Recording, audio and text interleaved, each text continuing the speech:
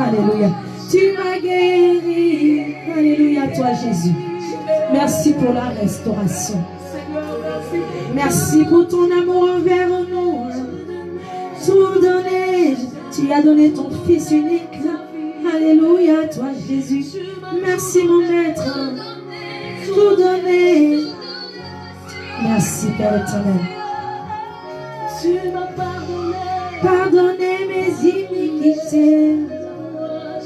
Alléluia Jésus.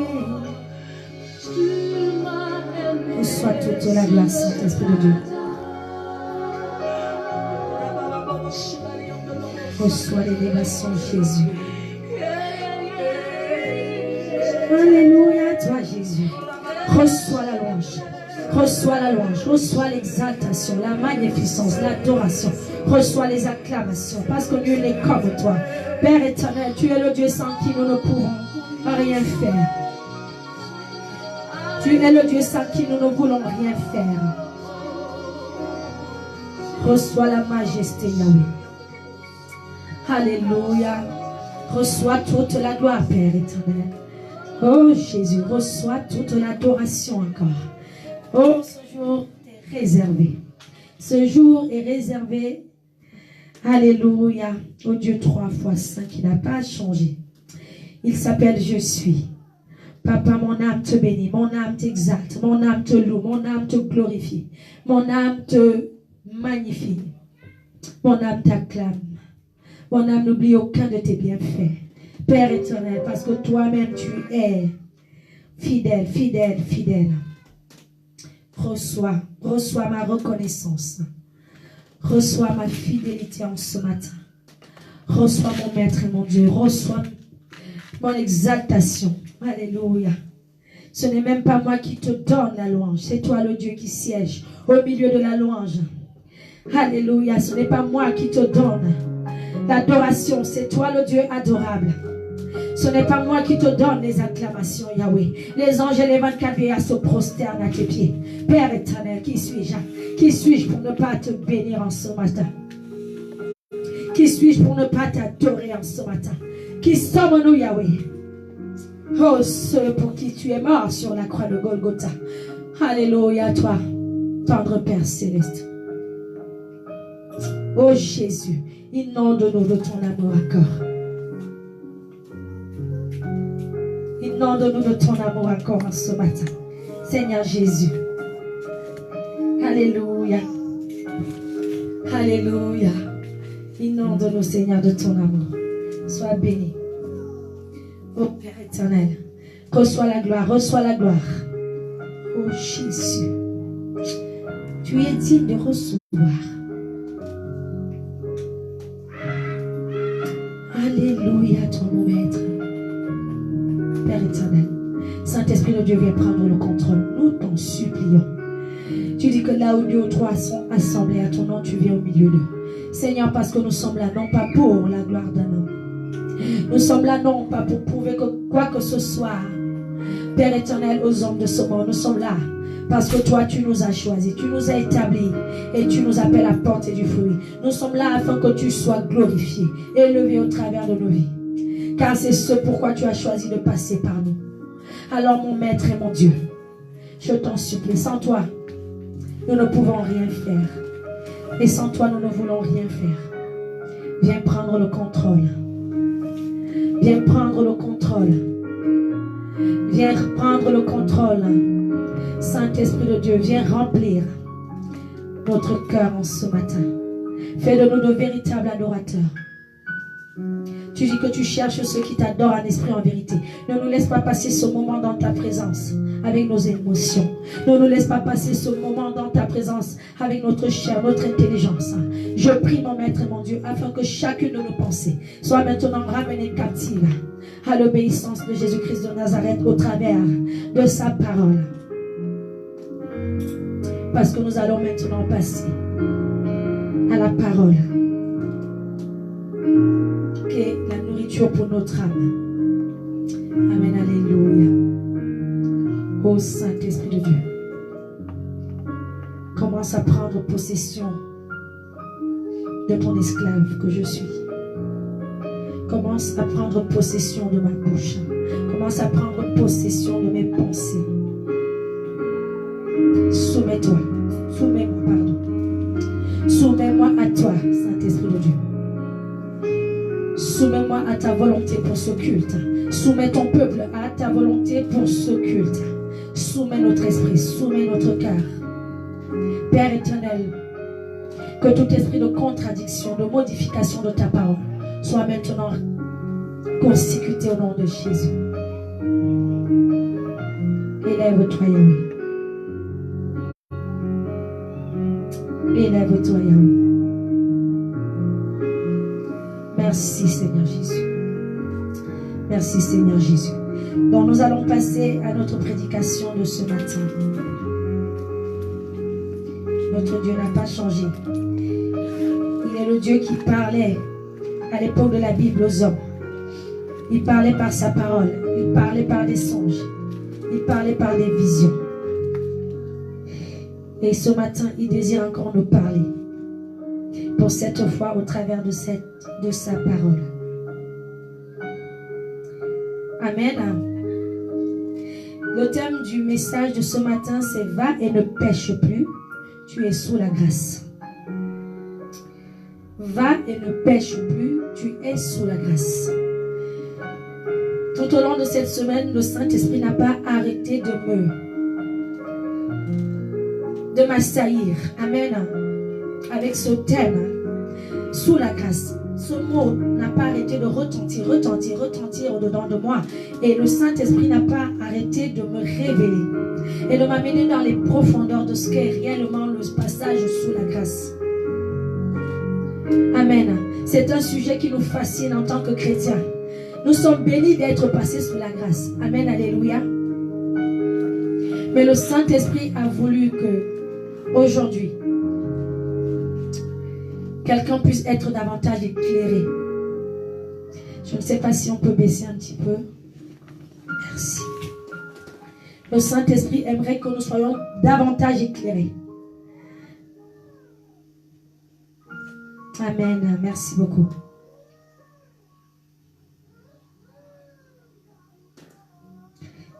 Take control, Lord. You are faithful. You have never changed. Thank you, Jesus. Donc, notre thème. Va et ne pêche plus. Tu es sous la grâce. Alléluia. Donc, aujourd'hui, nous allons, avec l'aide du Saint-Esprit, je vais amener quelqu'un à comprendre ce matin ce qu'est réellement, ce qu'est véritablement le passage sous la grâce.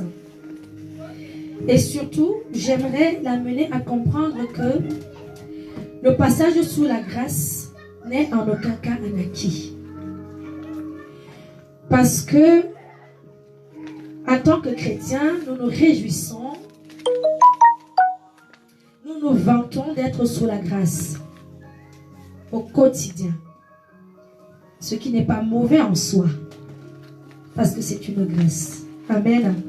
Ce qui n'est pas mauvais en soi, c'est très bien d'être content d'être sous la grâce. Parce que oui, nous ne sommes plus sous la condamnation. Mais nous devons comprendre ce que le Seigneur aimerait que chacun de nous comprenne en ce matin. C'est que le passage sous la grâce nous est donné sous condition. Ça peut choquer, mais c'est la vérité. Le Saint-Esprit aimerait qu'on arrête de prêcher aux gens que tout est accompli. Qu'on arrête de dire aux gens qu'ils n'ont plus rien à faire. Ils sont déjà garantis et réservés pour le royaume des cieux. Parce qu'ils ne sont plus sous la loi et qu'ils sont sous la grâce. Qu'on arrête et que nous, chrétiens, nous arrêtions de nous dire que quoi que nous fassions, quoi que nous disions, la grâce demeure. Parce que c'est faux et archi faux. Oui, nous sommes sous la grâce, mais nous sommes sous la grâce avec condition. Amen, alléluia.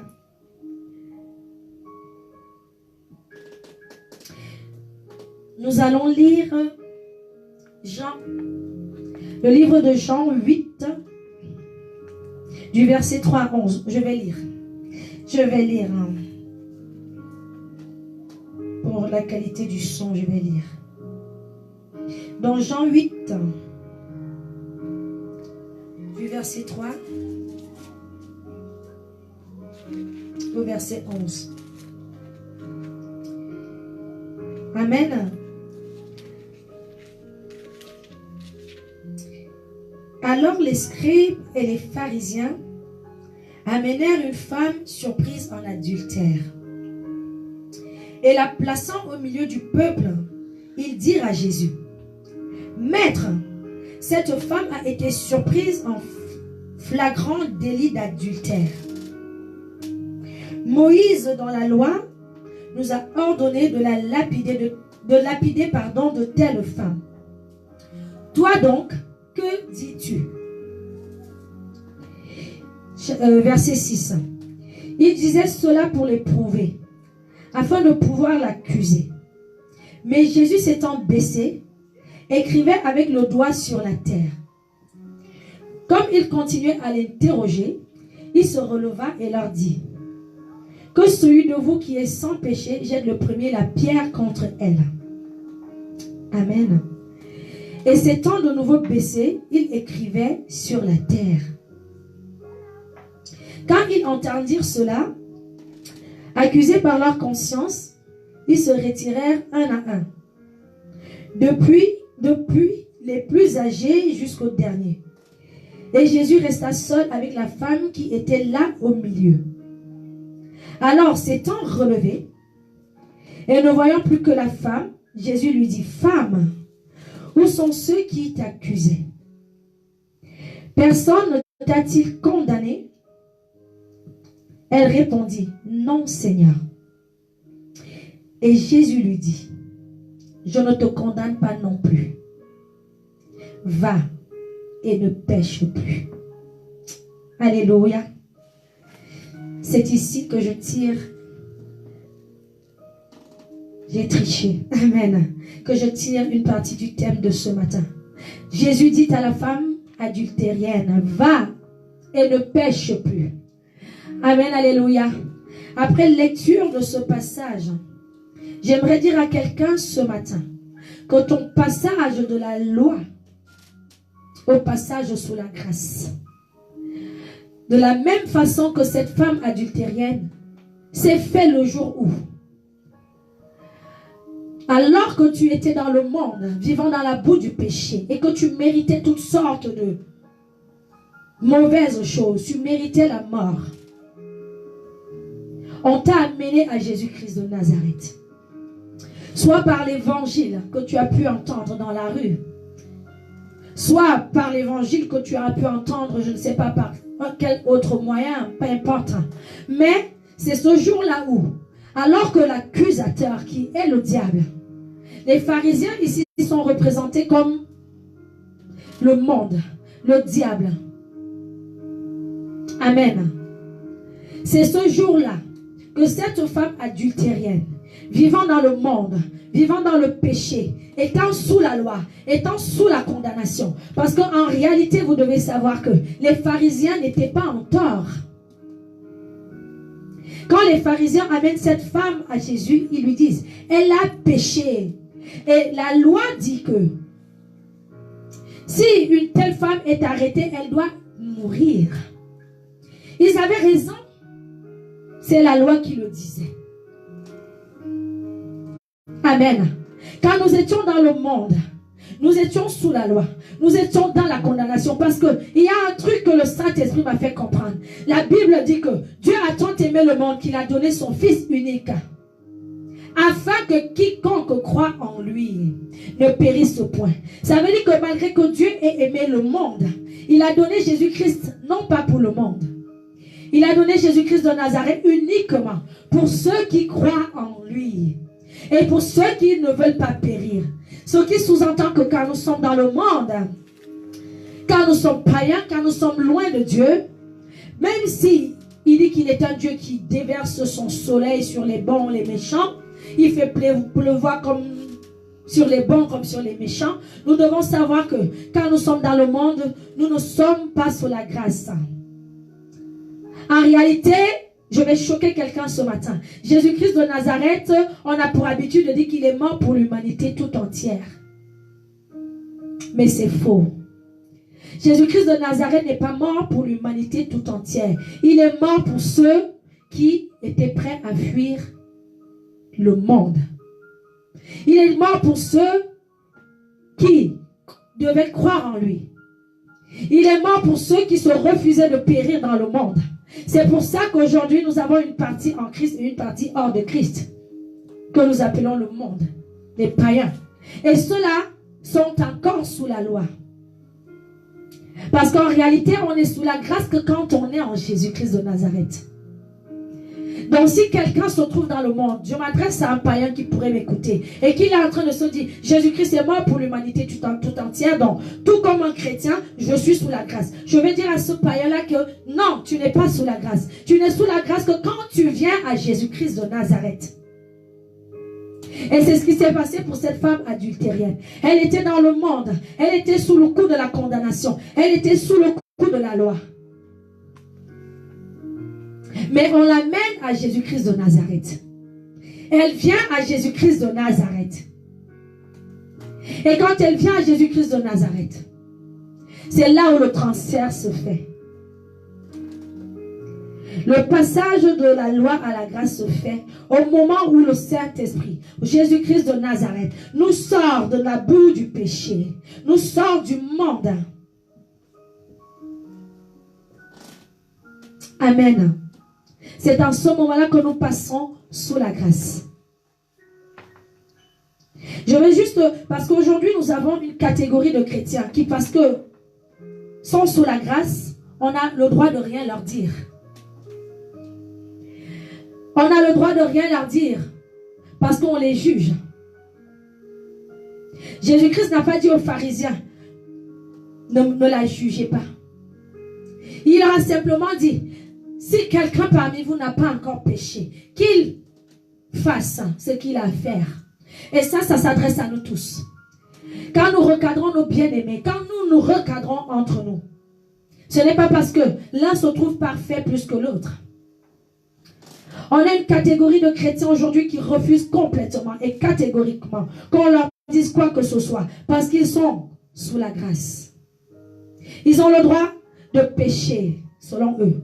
Mais selon ce que nous venons de lire, quand Jésus-Christ de Nazareth fait passer la femme adultérienne de la loi à laquelle ou sous laquelle elle devait tomber, pour l'amener à la grâce, il lui donne une parole, il lui donne une recommandation, il lui donne une obligation, il lui donne un interdit, il lui donne une exhortation. C'est va et ne pêche plus.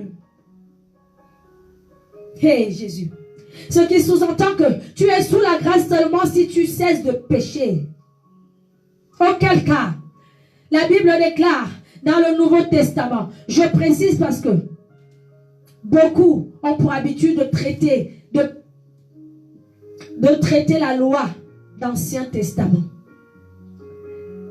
Mais dans le Nouveau Testament, nous retrouvons la loi. Et quand bien même dans l'Ancien Testament nous étions sous la loi, nous étions également sous la grâce. Quelque part. Mais ça, ce n'est pas le terme d'aujourd'hui.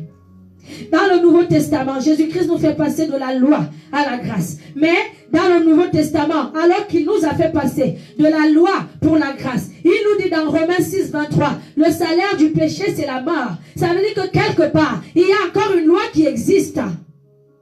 Oui, même quand nous sommes sous la grâce, nous sommes sous la loi. Oh, la Bible dit que Dieu a fait toutes choses pour un but. Dieu ne te fera pas passer de la loi pour la grâce pour que tu continues et demeures le même qui était sous la condamnation, qui était celui sous la loi. Quel intérêt? Aujourd'hui, on a un mauvais langage dans le milieu chrétien où les gens vivent dans le péché consciemment. Ils caressent leurs démons. Et quand on leur parle, ils disent, ne me jugez pas. Ne me jugez pas. Nous ne sommes plus sous la loi. Oh, j'ai dit un jour que si on te jugeait, on te lapiderait. Mais c'est justement parce qu'on ne te juge pas, qu'on essaie de te reprendre à la lumière de la parole de Dieu quand tu es dans le mauvais. Pourquoi lui te tue? Est-ce que vous imaginez cette femme, alors que Dieu vient de la faire passer de la loi pour la grâce, et il est en train de l'exhorter. Vous imaginez cette femme en train de dire à Jésus, oh, tu n'as plus rien à me dire, parce que tu viens de me faire passer sous la loi. Cette femme s'est fait toute petite. Cette femme est restée aux côtés de Jésus. Je suis en train de... Le Saint-Esprit m'a tellement amené dans les profondeurs et je lui rends grâce. J'ai noté, j'ai noté. Là, je me suis dit ce matin, j'ai commencé à réviser, à dire, ouh, Saint-Esprit, tu m'as amené un peu partout. Je commence par où? Et à un moment, je me suis dit, je ne fais plus rien. Parce que entre ce que j'avais noté dans la tablette et ce que j'avais écrit, parce que ça me prenait comme un coup de folie. En Jésus-Christ, nous sommes fous. J'ai fini par dire, Saint-Esprit de Dieu, je vais aller selon que tu me conduiras. Et d'ailleurs, c'est ce que nous faisons souvent. Mais le Saint-Esprit me donne une image au moment où je prépare ce message. Il me dit, beaucoup, on les amène à moi. Je les sors de la loi, je les sors de la condamnation et je les mets sous la grâce.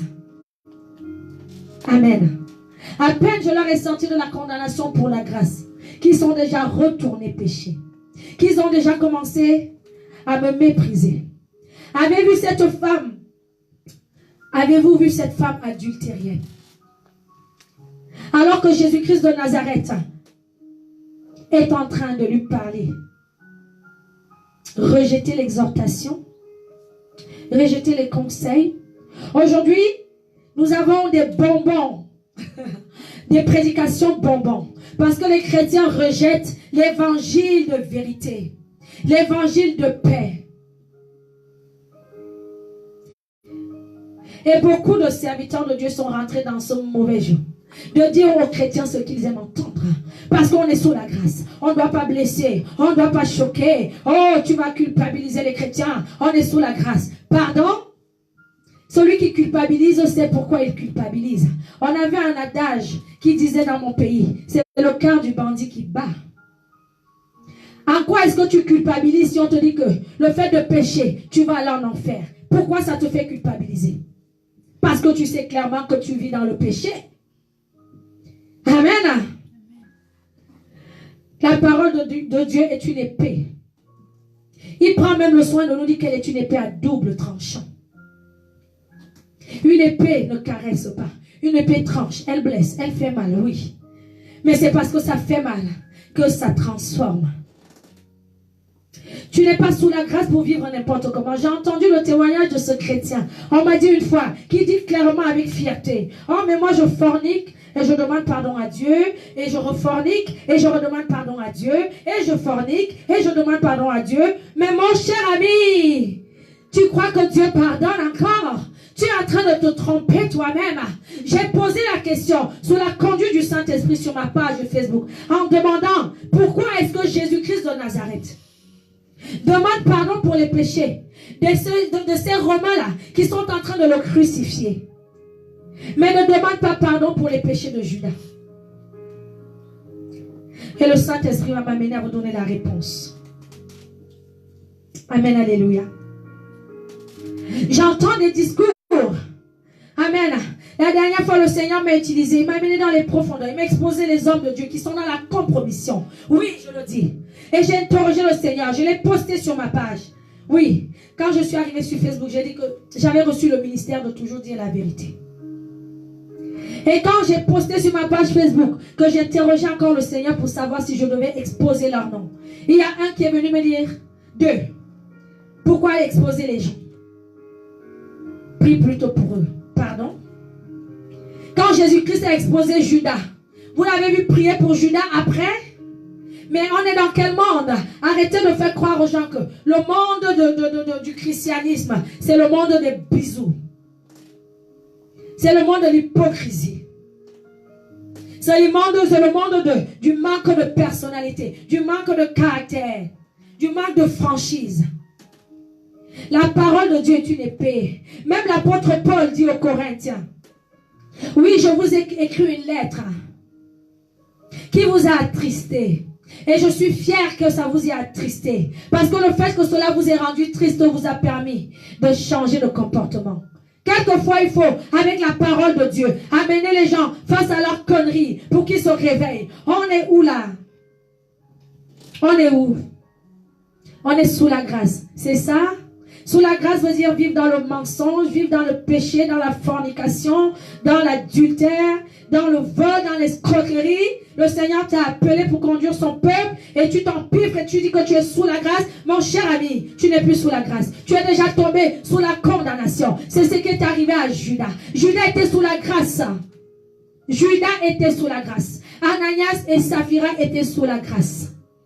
Mais ils ont été chicotés, frappés. Ils sont morts. Arrêtons avec l'évangile de la gentillesse. Arrêtons avec l'évangile de la bénédiction, du miracle et de la prospérité. Judas a été condamné. Oui, le salaire du péché, c'est la mort. Et ce n'est pas l'Ancien Testament qui nous le dit. C'est le Nouveau Testament. À l'arrivée de Jésus, à l'arrivée de la grâce, qui nous le dit.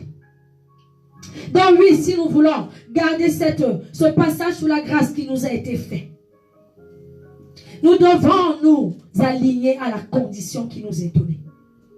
C'est celle de ne plus pécher.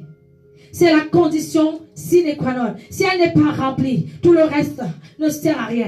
Nous pouvons continuer d'adorer, de louer, de bénir, de chanter, de donner des dîmes et des offrandes. Mais nous ne sommes déjà plus sous la grâce. C'est pour ça qu'au dernier jour, Jésus-Christ dira, je ne vous ai pas connu. Pourquoi il le dira si nous sommes sous la grâce? Pourquoi est-ce qu'il promet l'enfer si nous sommes sous la grâce? C'est parce qu'il sait très bien que nous sommes sous la grâce. Mais sous les conditions qui nous ont été données ne sont pas remplies. Nous passons sous le coup de la loi. Oui, la grâce est une grâce sous condition. Le chrétien doit comprendre cela. Le serviteur de Dieu doit comprendre cela.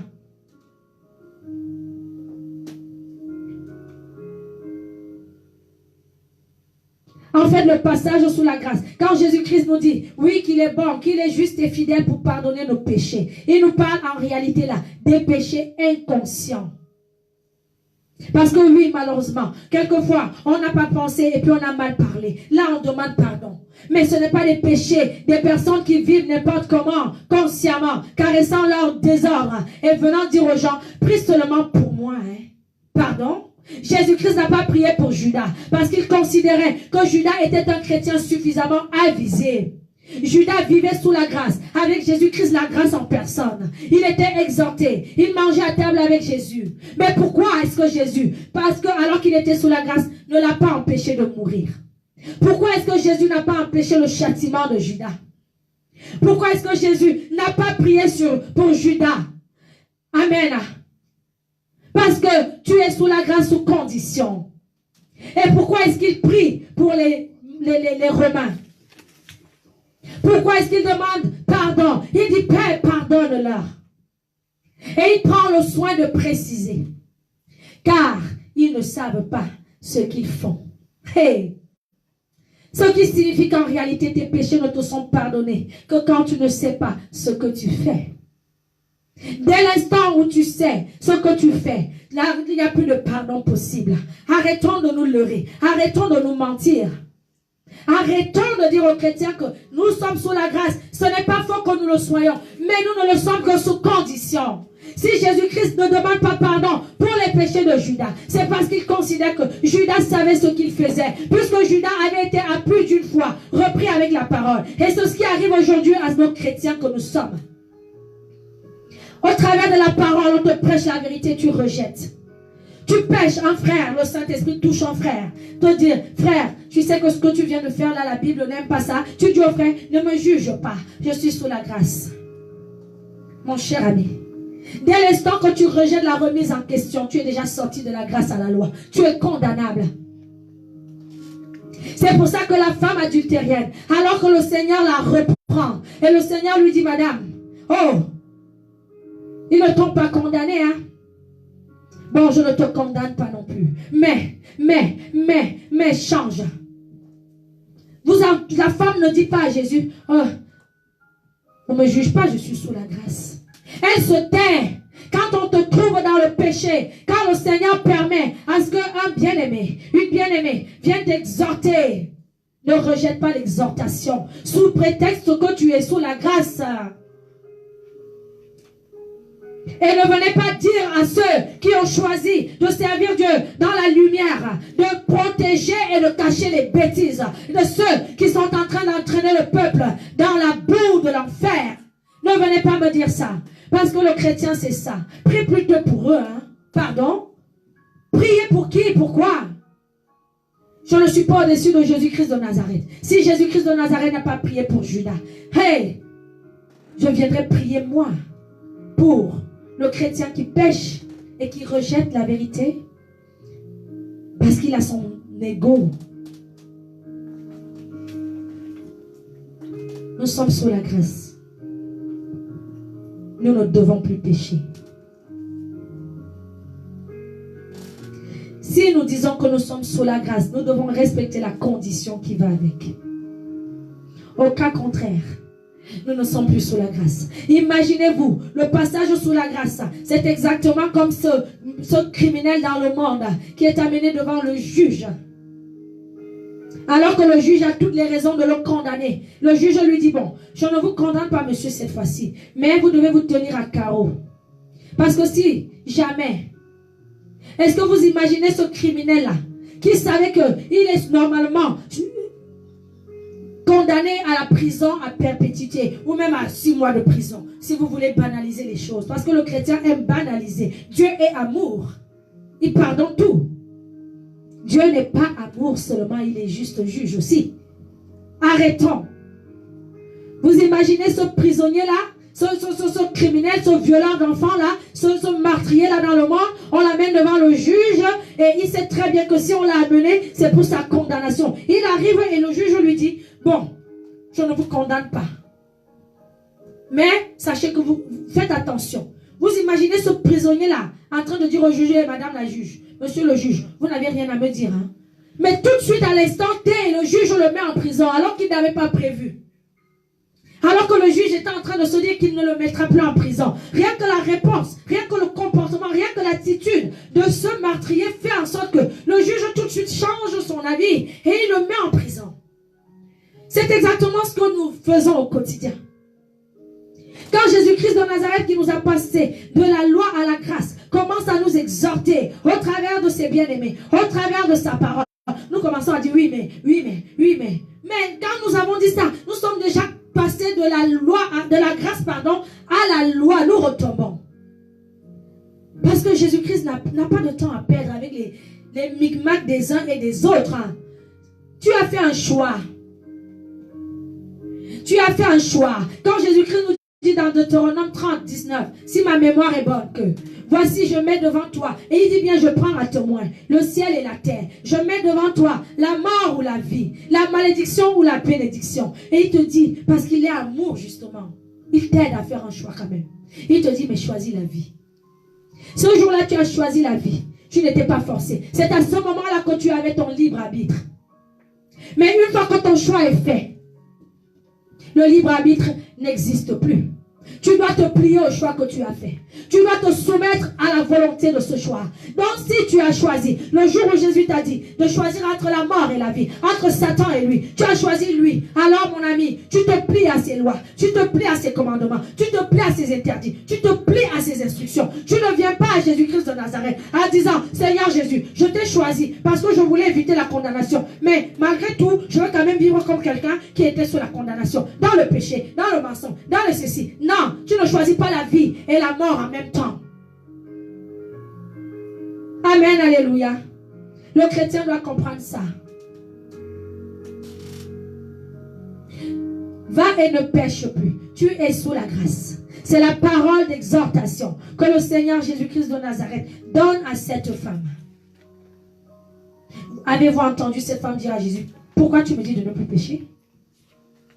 Pourquoi me dis-tu de ne plus pécher? Et vous savez pourquoi Jésus-Christ précise à cette femme?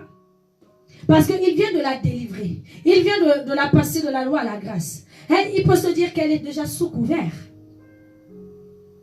Il vient de la défendre face à l'accusateur.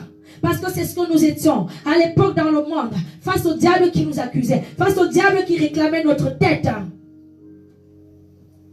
Jésus-Christ peut se dire, je l'ai déjà défendu face aux pharisiens. En plus, ils sont partis. Elle ne risque plus rien. Donc, j'ai plus rien à lui dire. Je lui dis au revoir, va-t'en.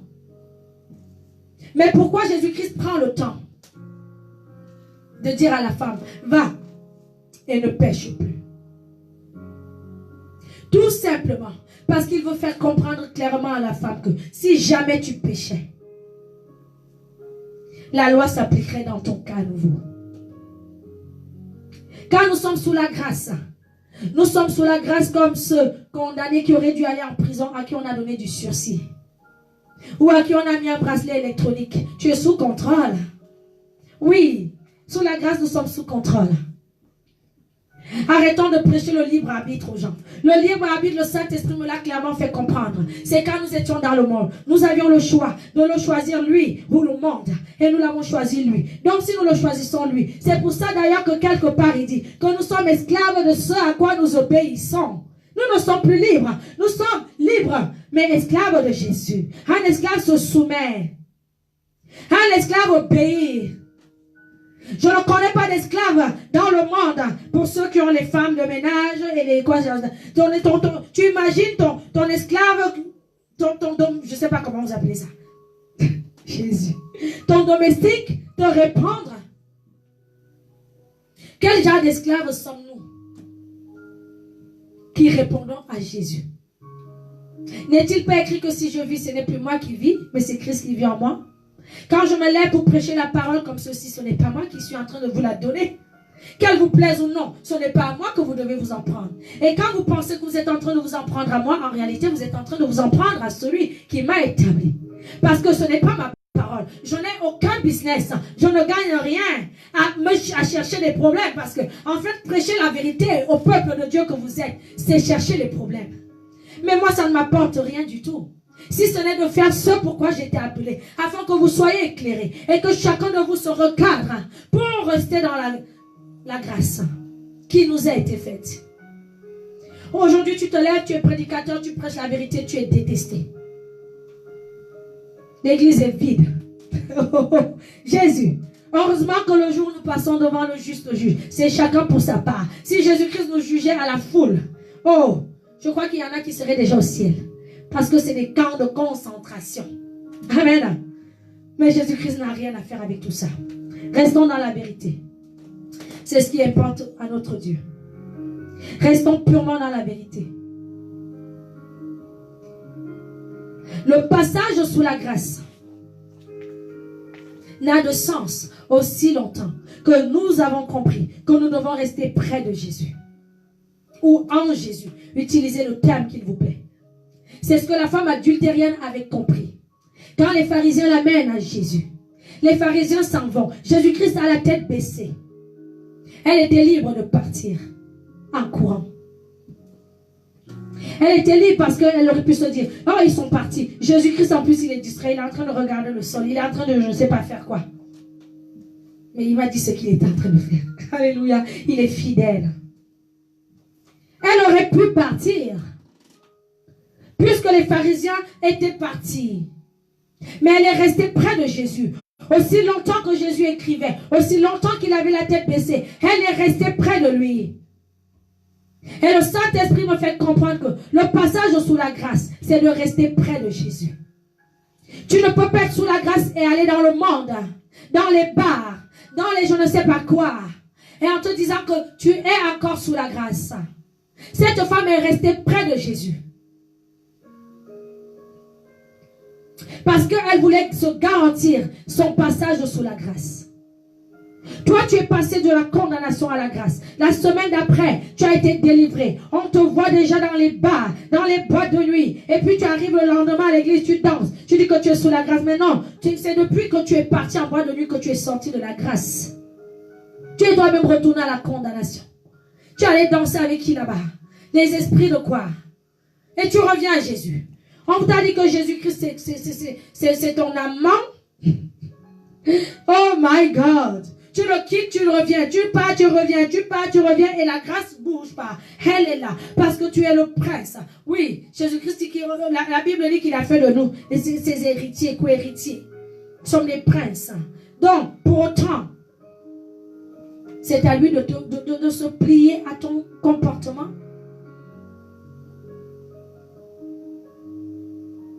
Ce qui est arrivé à Judas, c'est parce qu'il avait quitté Jésus. Ils étaient 12, il était le seul, souvent absent. Il était où? Il était dans les boîtes de nuit. Il partait, il revenait. Mais il ne savait pas que la mort spirituelle, parce que si le salaire du péché, c'est la mort. La première mort qui nous frappe, quand nous commençons à faire ce qui ne plaît pas à Dieu, c'est la mort spirituelle déjà qui nous frappe. Et la mort naturelle a attendu Judas beaucoup plus tard. Parce que Judas a commis l'erreur de quitter Jésus-Christ un temps soit peu. Il a quitté Jésus. Il n'est pas resté près de Jésus. Comme la femme samaritaine. Il n'a pas attendu que ce soit Jésus qui lui dise va. À plusieurs reprises, on a vu des personnes à qui Jésus a dit dans la Bible, va, ta foi t'a sauvé. Des personnes qui prennent leur initiative de changer comme ça là, de lieu de culte. Des personnes qui prennent leur initiative comme ça, de changer de mari, de changer de je ne sais pas quoi. On y cherche quoi même. Tu n'es plus sous la grâce. Judas, c'est cette erreur qu'il a commise. Les autres restaient avec Jésus matin, midi et soir. Lui, il disparaissait, il venait à l'heure du repas. Et même au repas, il était le premier à plonger la main dans l'assiette. Tellement indiscipliné. Oh, parce qu'il est sous la grâce, il ne respecte même plus l'autorité. La Bible dit que nous devons respecter les autorités. Le passage sous la grâce aujourd'hui, tu vois, on parle au serviteur de Dieu comme à son copain. Et puis on va lui dire que oui, mais l'apôtre Paul, soyons l'apôtre Paul, hein. L'apôtre Paul, on prend toujours l'apôtre Paul pour vouloir montrer la fausse humilité qu'on demande aux gens d'avoir. Sous la grâce. Sous la grâce. Sous la grâce, faisons-nous des bisous. Supportons-nous les uns les autres. Nous sommes sous la grâce. Arrêtons. Arrêtons, s'il vous plaît. Judas s'est détaché, un temps soit peu. Il est parti. Il a quitté Jésus-Christ. Il est parti dans le monde. Il a cru que c'était un jeu. Il allait dans le monde pour aller je ne sais pas quoi. Mais nous le savons. Je crois qu'il ne s'attendait pas à ce que ça impacte autant sa vie dans le négatif. Il est parti sous le coup de la grâce. Je peux me permettre de sortir un peu l'église. Je peux me permettre un peu de désobéir à mon autorité spirituelle. Je peux me permettre un peu de retourner en boîte de nuit. Et si je viens demander pardon, voilà, il pardonne. Mais quand Judas est parti, il a suffi qu'il se sépare de Jésus. Tous les allées et venues qu'il faisait revenaient. C'était déjà foutu pour lui. Ce n'était qu'une question de temps. C'est ce qui nous arrive souvent. Quand nous avons déjà commis l'irréparable. Peu importe que nous prions encore. Peu importe que nous adorions encore. Ce n'est qu'une question de temps pour que nous puissions voir la sentence de Dieu tomber sur nos vies. La Bible dit que Judas, quand il a fini de faire ses conneries, il s'est rendu compte qu'il venait de faire une connerie. Il s'est repenti, mais c'était trop tard. Les gens qui vont coucher, les gens qui vont tuer, qui vont voler et qui viennent demander pardon, c'est trop tard.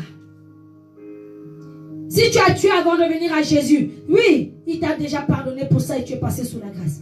Mais si tu es déjà à Jésus et que tu fais encore les conneries, tu tues encore, tu touches au gris-gris, tu touches à je ne sais pas quoi, et tu viens demander pardon, ça ne marche plus. C'est pour ça que Jésus permet que Judas meure.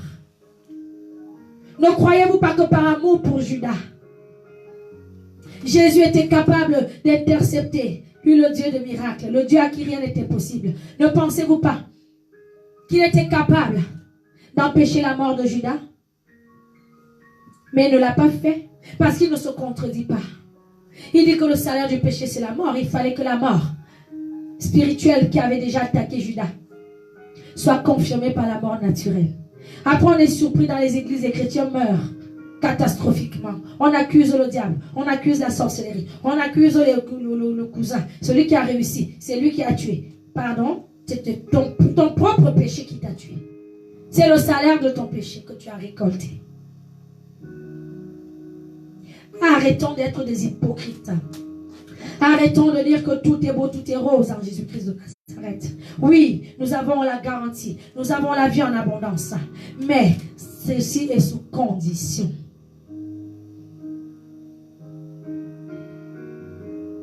Judas était un chrétien qui n'en faisait qu'à sa tête. Parce qu'il était encore comme beaucoup de chrétiens aujourd'hui qui comptent sur le libre arbitre. Pendant qu'on peut voir les 11 autres qui étaient soumis à Jésus, fidèles, là où le maître était, ils étaient.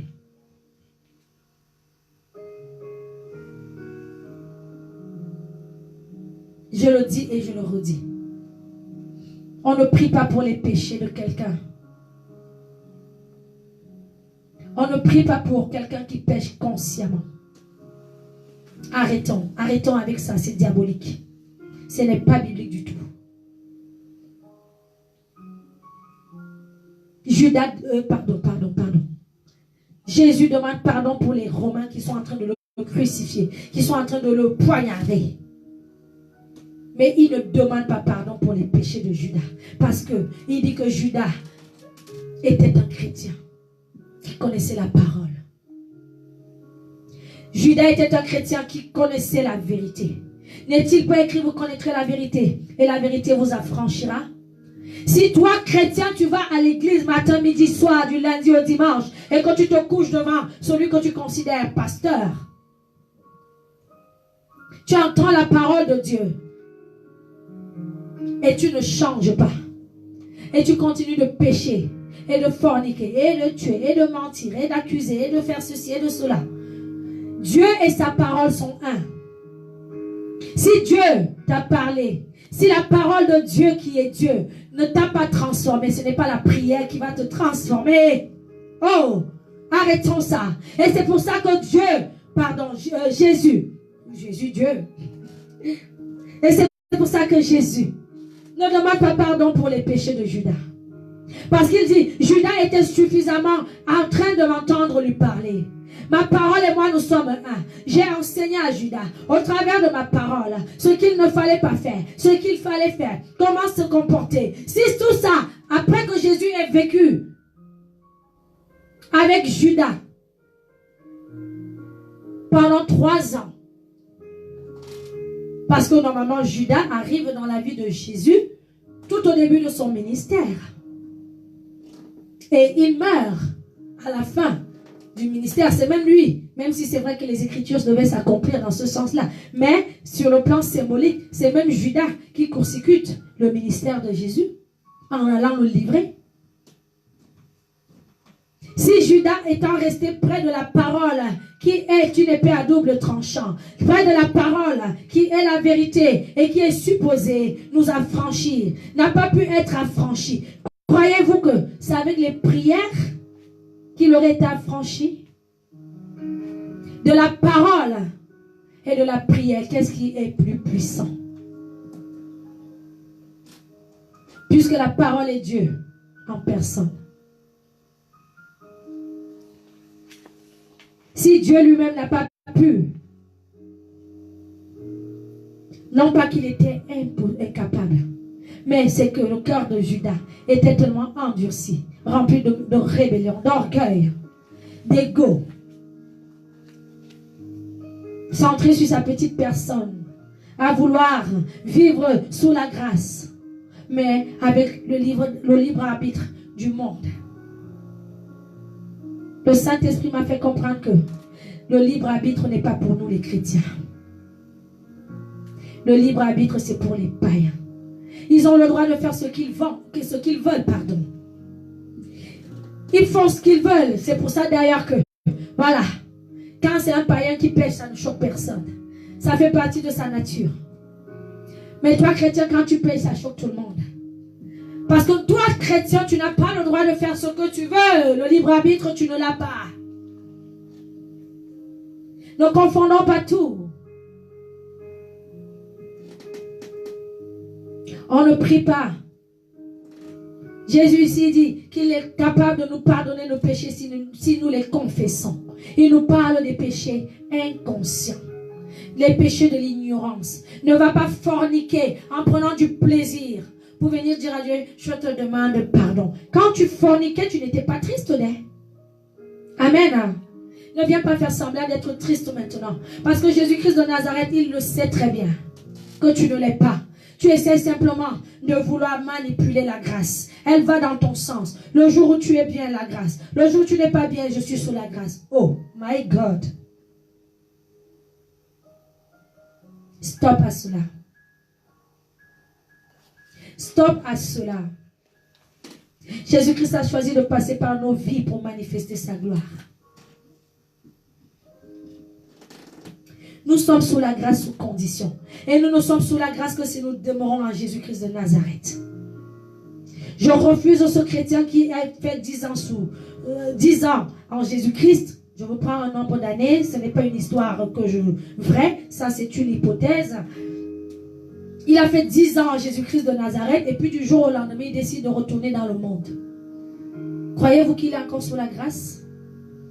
Vous allez croiser ce chrétien dans la rue qui va vous dire, hey, mon frère, moi je sais, je suis sous la grâce. Nous on a croisé un dernièrement en allant évangéliser qui nous dit, je connais la Bible par cœur. Et alors? Et pendant que tu connais la Bible par cœur, tu vis où? Tu es où? Tu fais quoi? Tu crois que le fait de connaître la Bible par cœur t'exempte de la loi? La grâce ne nous exempte de la loi que sous condition. J'insiste.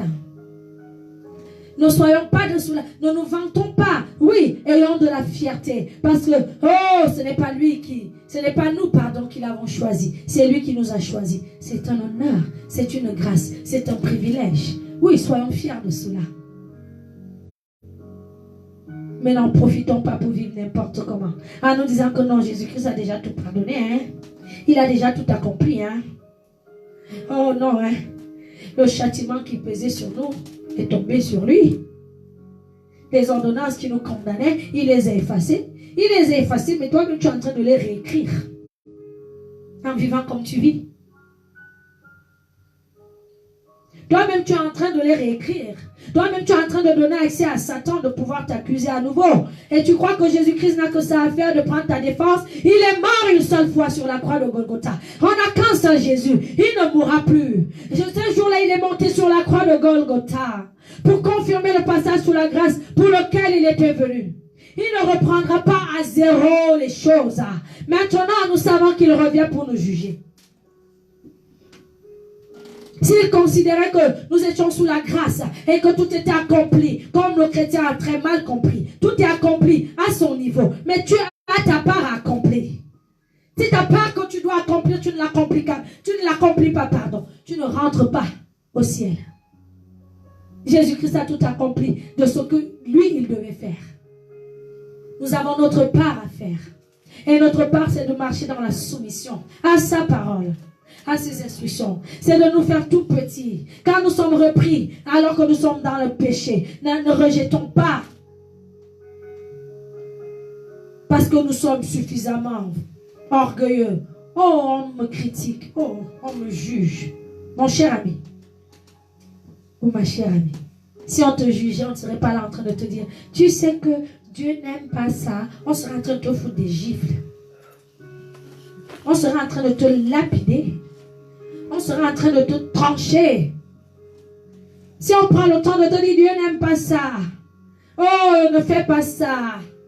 C'est justement parce que on est en train loin du jugement.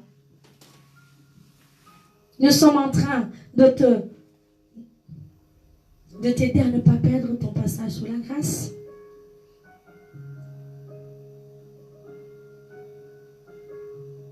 Vois-tu un prisonnier qui a été libéré sous condition? Tu le vois en train d'aller encore prendre les mêmes crimes, reprendre les mêmes crimes. Et dès que quelqu'un va lui dire, mais tu sais que le juge t'a dit que tu étais sous condition. Fais attention là à ce que tu fais. Et tu vas lui dire, et tu vas entendre ce prisonnier te dire, eh, pardon, il faut me laisser. Mais s'il a déjà dit ça, ça veut dire qu'il veut retourner en prison. Ah oui? Il veut retourner en prison. Un chrétien qui rejette la remise en question. Un chrétien qui rejette, qui refuse de se remettre en question lorsqu'il pêche et qu'il est pointé du doigt. C'est un chrétien qui a déjà scellé sa condamnation. Il a déjà scellé. Tout ce qu'il fait après là, Dieu n'entend plus. Quand Dieu dit qu'il ne répond pas aux prières du pécheur, vous croyez que c'est le pécheur qui commet le crime seulement? Ou qui fornique? Ou qui, je ne sais pas, c'est le pécheur qui est dans la rébellion. Le fait simplement de dire, ne me parlez pas. Tu as déjà péché. Et le Romains 6,23 s'applique à ton cas. Parce que ce que Dieu voudrait, c'est que quand nous constatons que nous avons péché, oui, si c'est inconsciemment, parce que le péché conscient, je vous ai déjà dit, la sentence est tombée. Mais il peut arriver qu'inconsciemment nous péchions, comme c'est arrivé à Pierre, lorsqu'il a régné Jésus. Pierre n'avait pas préparé de régner Jésus. Pierre ne voulait pas régner Jésus. Pierre, ça ne lui a pas plu de régner Jésus. Et sur le moment, dès qu'il s'est rendu compte de ce péché, inconscient de sa part, involontaire de sa part, qu'est-ce qu'il a fait? Il a demandé pardon. C'est ce genre de péché que le Seigneur pardonne. Des péchés involontaires. Pas toi la jeune fille, tu t'habilles, tu te maquilles, tu as tout le temps, je ne sais pas, 1 heure sous la douche, te parfumer. Tu vas chez le garçon là, et puis tu sors de là, tu rentres maintenant chez toi, tu fais semblant de pleurer. Je me sens sale, je me sens souillée, je me sens... Pardon. Tu te sentais pas sale quand tu te lavais, tu te parfumais, là tu te sentais comment? Tu te sens sale seulement quand tu as fini, tu as pris ton plaisir. Vous prenez Dieu même pour qui? On ne se moque pas de Dieu. Dieu n'est en aucun cas manipulable. Et ce n'est pas parce que nous ne sommes pas encore morts comme Judas que notre condamnation n'est pas encore tombée.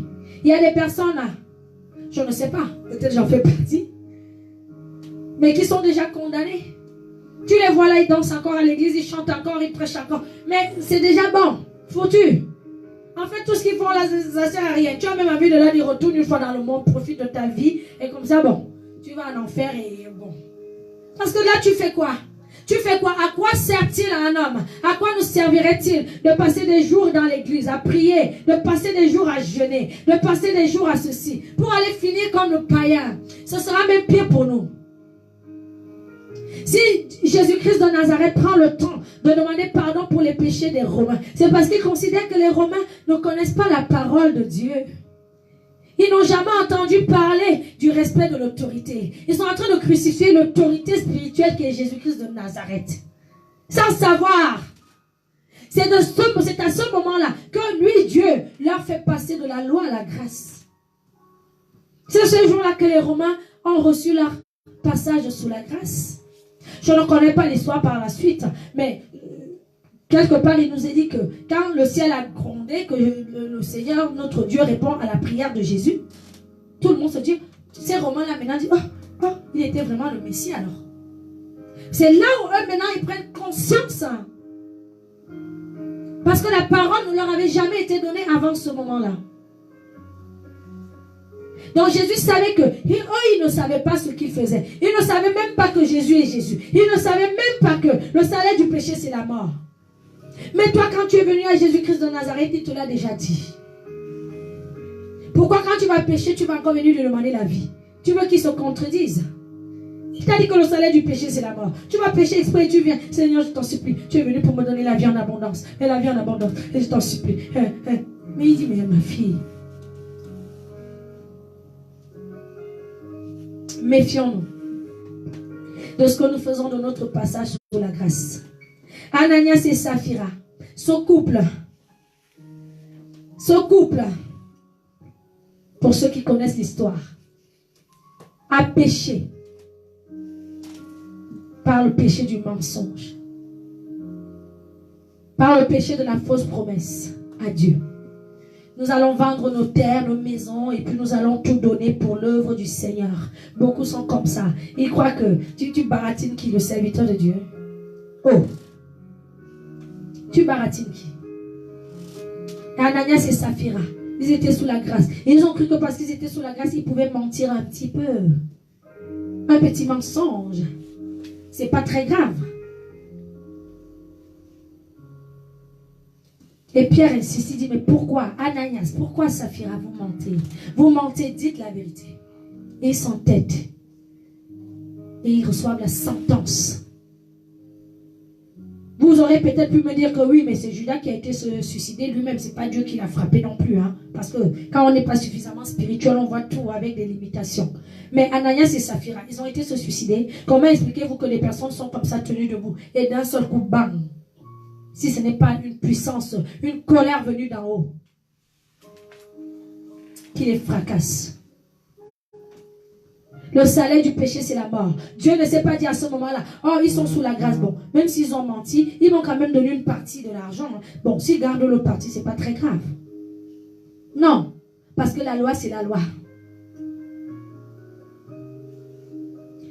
Le Seigneur nous aide. Je ne sais pas si c'est un message que le Saint-Esprit voudra que je fasse en 2 fois. Parce qu'il y a énormément de choses que le chrétien doit comprendre. Énormément.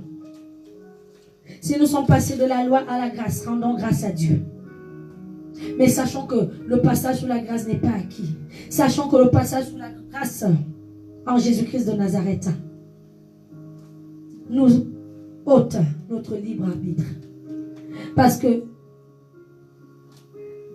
si la femme samaritaine, la femme adultérienne, pardon, après que Jésus-Christ l'ait passé sous la grâce, Jésus-Christ ne lui a pas dit, tu es libre, tu peux faire ce que tu veux maintenant, puisque, hein, ils sont partis. Il lui dit, ben, ne pêche plus, tu n'es pas libre. Tu es libre de la condamnation, tu es libre on appelle ça comment? De la lapidation. Tu es libre là-bas, mais tu n'es pas libre. Parce que maintenant, tu es passé de ceux qui n'ont pas le temps à perdre. De ceux qui ne te laissent aucune excuse. À moi qui te laisse quand même le soin de changer.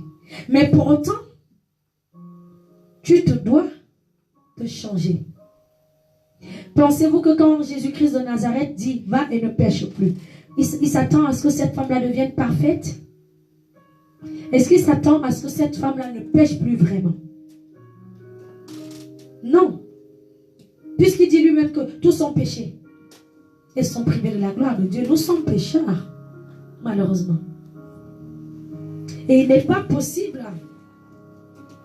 parce que Dieu seul peut ne pas pécher. Mais si Jésus-Christ lui dit ça, va et ne pêche plus. C'est parce qu'il veut lui dire que tous les péchés que tu faisais consciemment, tu dois les arrêter. Jésus-Christ sait très bien qu'elle peut encore malheureusement trébucher par inconscience, par ignorance, par involontariat.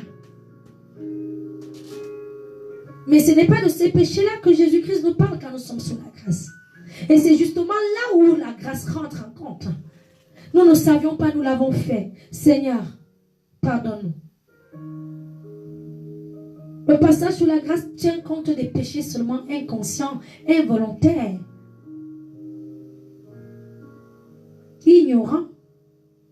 Il ne tient pas compte des péchés faits avec bon plaisir. Donc ceux qui priaient encore, qui sont venus dernièrement me répondre sur ma page, au lieu d'exposer les gens, prient plutôt pour que Dieu lui change leur cœur. Oh, prie plutôt pour eux. Pardon?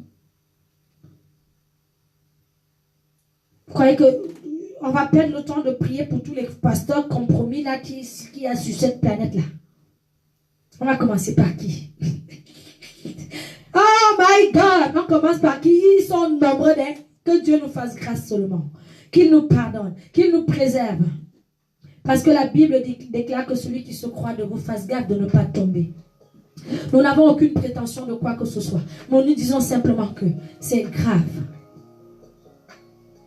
Et nous plaidons notre cause devant le roi des rois. Et nous plaidons la cause des chrétiens qui cherchent vraiment le Seigneur. À ce que la parole de vérité, l'évangile de paix, leur soit donnée telle qu'elle. N'ayez pas peur de dire aux chrétiens que s'ils pêchent, il va aller en enfer. N'ayez pas peur de cela. Ce n'est pas votre parole. Hein. Ce n'est pas notre parole. C'est la parole de Dieu. Elle est esprit et vie. Si ces personnes veulent vraiment recevoir de la vie au-dedans d'elles, elles tiendront compte de cette parole. N'ayons pas peur de dire aux chrétiens quand ils ont mal fait qu'ils ont mal fait. Non. Ne caressons pas les chrétiens dans les églises parce que nous voulons quoi? La dîme, les offrandes. Pour en faire quoi? Et après cela, que sert-il à un homme de gagner le monde? Si toi-même tu perds ton âme, serviteur de Dieu, à quoi t'aura-t-il servi de te tenir sur la chair? À quoi?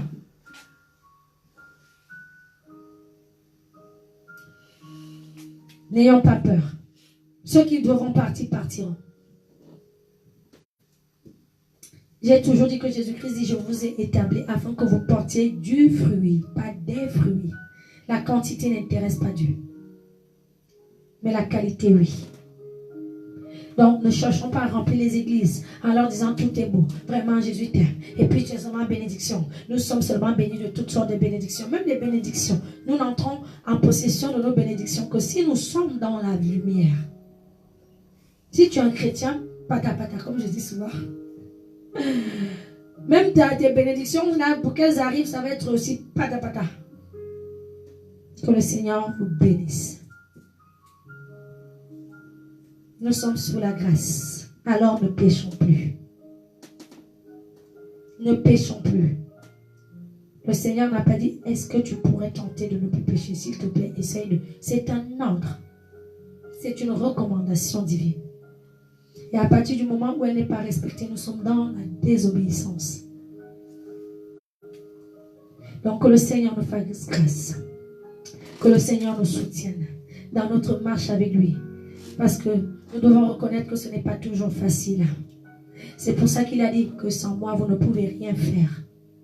Que chacun de nous commence à appeler simplement et appelle continuellement l'aide, le soutien du Saint-Esprit, qui lui seul peut nous garder dans la crainte à Dieu. Ne servons pas Dieu avec notre chair. Ne servons pas Dieu avec nos émotions, avec nos raisonnements, avec notre intelligence, avec notre beauté, avec je ne sais pas quoi. Servons Dieu avec le Saint-Esprit, notre guide, notre conseiller par excellence. Et si nous l'entendons nous reprendre quand nous avons mal fait, ne rejetons pas cela. Que ce soit par le biais d'un serviteur de Dieu, par le biais d'un voisin, par le biais même de celui que nous considérons comme étant le moins que rien. Il dit qu'il est capable de susciter même des pierres. Quelquefois, les personnes que le Seigneur enverra nous exhorter seront comme le monde avait vu Jésus-Christ. Il n'avait l'air de rien. Il n'avait rien pour attirer les regards. Je ne sais pas, aujourd'hui, les gens viennent. Toi, tu es même qui peut venir me parler? Oh, il faudrait qu'il soit qui? Le PDG d'une société? Je suis ton aîné, hein? Oh! Méfions-nous. Voilà. Excellent dimanche. Excellent dimanche. Père, nous te rendons grâce. Merci pour la parole d'aujourd'hui. Sois béni. Tu n'as pas changé. Merci, Yahweh.